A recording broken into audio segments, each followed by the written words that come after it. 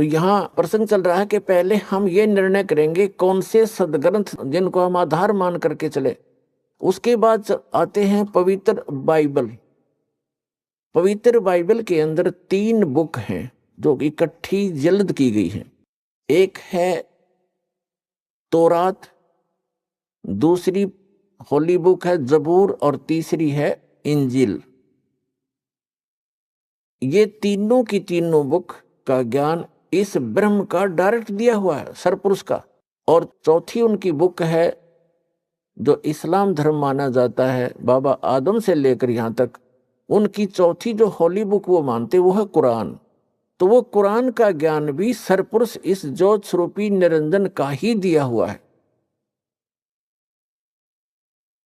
लेकिन इसने जो वेद ज्ञान दिया, फिर गीता ज्ञान दिया, उसके अंदर इसने मंत्रों के जाप भी दिए हैं कि ये मंत्र भी जाप करने हैं। लेकिन आगे चलकर ये गॉड गिवन सुपरिचुअल नॉलेज है, इसलिए इसने एज इट इज बता दिया। अन्य जो तौरात है, जंबूर, इंजील और कुरान है, उसके अंदर इसने किसी मंत्र जाप का प्रावधान नहीं किया है। जैसे पवित्र कुरान शरीफ के अंदर कहीं पर भी भक्ति विधि नहीं है, केवल जानकारी है। और अपनी साधना के विषय में जब हजरत मोहम्मद जी को जबरील देवता एक बुराक नामक जानवर पर बैठा के और ऊपर के जन्नत में लेकर गया जहां भगवान रहता है 7वें आसमान पर, पर्दे से पीछे से आवाज आई कि 50 नमाज करो। नमाज का अर्थ है परमात्मा की स्तुति। दिन में 50 बार उसको याद करो, उसकी महिमा करो। नमाज का अर्थ है कुछ देर के लिए परमात्मा को याद करना, एक स्तुति करना, उसको सिजदा करना। तो उसने अपने सतर की विधि बताई है या क्या बताया कि 50 नमाज करो। जब हजरत मोहम्मद जी 50 नमाज का आदेश पाकर वापस आ रहे थे तो मूसा जी ने कहा कि क्या आदेश हुआ आपकी संगत को, भगवान की तरफ से कौन सी साधना प्राप्त हुई। तो हजरत मोहम्मद जी ने बताया कि 50 नमाज का आदेश है। तो मूसा अलैहिस्सलाम ने कहा कि ज्यादा हैं ये, कुछ कम करवाओ, प्रार्थना करो। तो कहने का भाव ये है कि लास्ट में 5 नमाज उसने बता दी कि केवल 5 नमाज करो और ये 50 का ही काम करेंगे। और फिर क्या बताया, रोजे रखो, व्रत और बंक, आवाज लगा ऊंचे स्वर में अल्लाहू अकबर, ये जो बंक देते हैं जिसको अजान कहते हैं। तो ये 3 चीज दी थी ऊपर से इस कुरान शरीफ के ज्ञानदाता ने। वही गीता ज्ञानदाता है, वही वेद ज्ञानदाता है। ज्ञानदाता का अर्थ होता है एक तो अपने तरफ का ज्ञान बताना, एक परमात्मा से प्राप्त ज्ञान को आगे कहना, वो भी गॉड गिवन ही कहलाता है। देने वाला, बताने वाला वही है। और इसी प्रकार उसने क्या किया है, जैसे हजरत मोहम्मद जी के अंदर कोई शक्ति प्रवेश कर दी उस काल ने।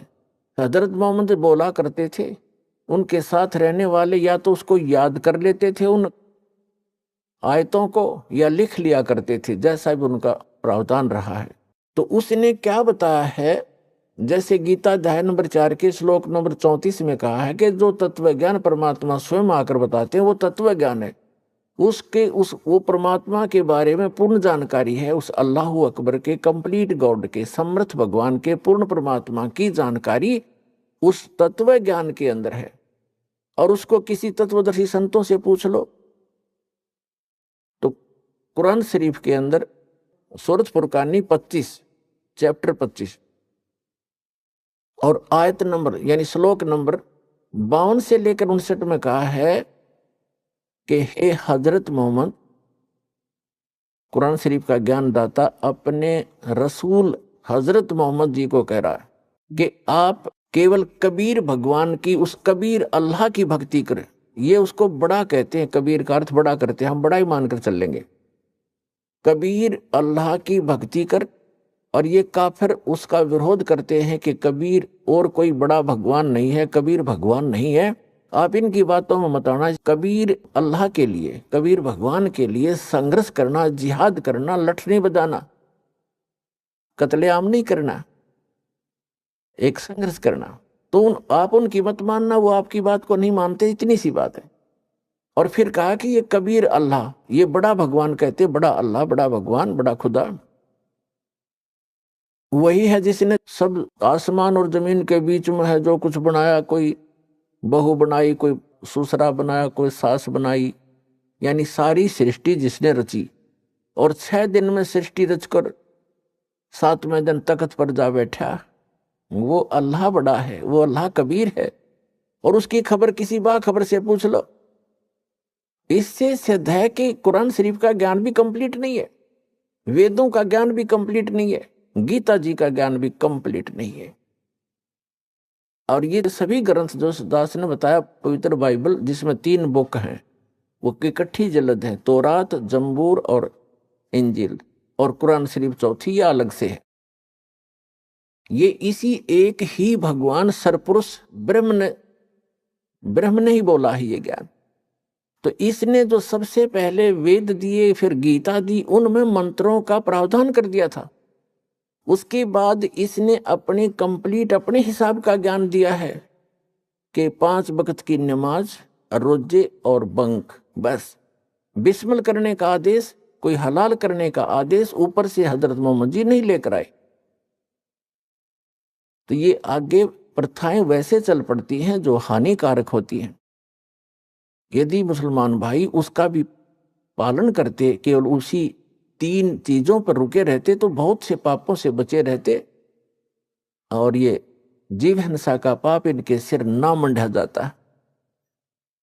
तो आगे चलकर इस कुरान शरीफ के ज्ञान दाता ने इनके कर्म बिगाड़ने के लिए यदि कोई आदेश दे दिया है मांस खाने का, किसी प्रकार के जानवरों का, वो किसी विशेष परिस्थितियों में कहा है उसने, क्योंकि उसने तो आपको यहाँ रोक के रखना है।